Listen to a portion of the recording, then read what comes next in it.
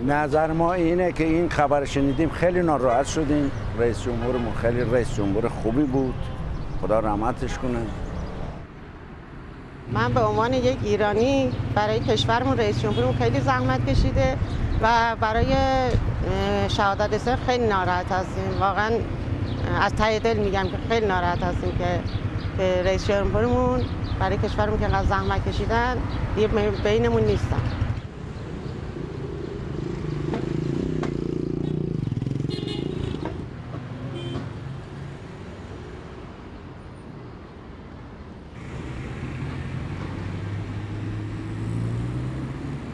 داوطلبین ما هستن تهیه شده و الان دارین اینجا شما میبینید که متاسفانه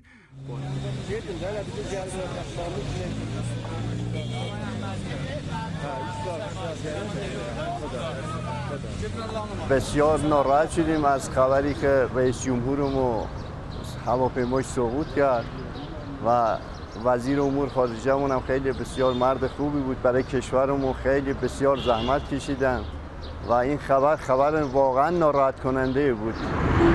انشالله کسی جاگزین بشه که حداقل جبران بشه. ما انتظار داریم از رهبر معظم انقلاب اسلامی ایران کسی رو انتخاب کنه که انشالله برای مردم کار کنه و طبقات ضعیف رو درک کنن. همین، یعنی اینا رو باید انشالله یه برنامه ریزی باشه که یه آدم جاگزینی باشه که در حد قواره آقای رئیسی باشه.